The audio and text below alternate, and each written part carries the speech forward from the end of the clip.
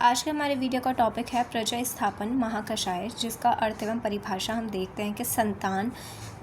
प्रजा का मतलब क्या होता है? संतान, संतति या गर्भ। और स्थापन का अर्थ होता है नियमित करना, स्थिर करना या उसकी रक्षा करना। ये चीज़ याद करना इंपॉर्टेंट है कि प्रजा का मतलब क्या है और स्थापन का मतलब क्या है। तो औषधियाँ गर्भ धारण करने में सहायक होती हैं, गर्भ को सुरक्षित रखती हैं और स्वस्थ संतान की उत्पत्ति में मदद करती हैं। उन्हें प्रजा स्थापन महाकषाय कहा जाता है। इसका मुख्य कर्म क्या हो जाएगा कि जो गर्भाशय को बल देता है, ठीक है, गर्भ की रक्षा करता है और बंध्यापन, इनफर्टिलिटी को दूर करने का कार्य करता है।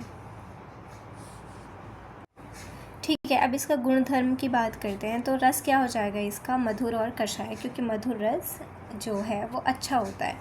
गुरु, स्निग्ध और मृदु इसका गुण हो जाएगा। देखो, प्रजा स्थापन के लिए हमें क्या चाहिए कि सारा काम वो अच्छा हो, ओज अच्छी हो, रस सारे। तो इसीलिए क्या है, मधुर और कषाय क्यों? क्योंकि ताकि वो स्तंभ करे, रुक जाए, स्थिर हो जाए, ठीक है, वो एबॉर्ट ना हो। शीत हो जाएगा और इसका विपाक मधुर हो जाएगा। समझते हो चरकोक्त 10 औषधियों की ट्रिक क्या हो जाएगी? तो इंद्री ब्रह्मी ने दुर्वा भेद के साथ लक्ष्मणा को गुडूची आमलकी खिलाई, फिर नागबला अतिबला के साथ प्रियंगु आया। तो ये ट्रिक थोड़ी लंबी है लेकिन याद करना ज़रूरी है, ये इंपॉर्टेंट हो जाएगा। इंद्री और ब्रह्मी ने, ठीक है, दुर्वा और दुर्वा भेद के साथ लक्ष्मणा गुडूची को आमलकी खिलाई। समझ आ गई, ये एक हो गया।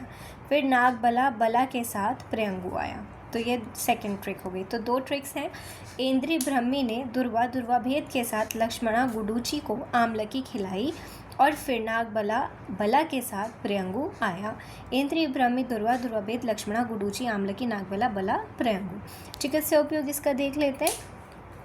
बंध्यापन, इनफर्टिलिटी, स्त्री और पुरुष दोनों में प्रजनन संबंधी कमियों को दूर कर गर्भधारण में सहायक करने के लिए होता है। गर्भस्राव, जो मैंने अभी बताया कि जो कषाय द्रव्य है वो स्तंभन करता है, यानी उसे रोकता है कि मिसकैरेज की समस्या ना हो, उसे सुरक्षित रखने के लिए और स्थिर करने के लिए। प्रजनन अंगों का पोषण गर्भाशय की कमजोरी को दूर करता है और स्वस्थ, ये मधुर काम करेगा, है ना, कि उसे और स्वस्थ बनाने के लिए किसकी ज़रूरत है? मधुर रस की ज़रूरत है, जो ओज का और रस, रक्त, सब धातु को साम्यावस्था में रखे, दोषों को।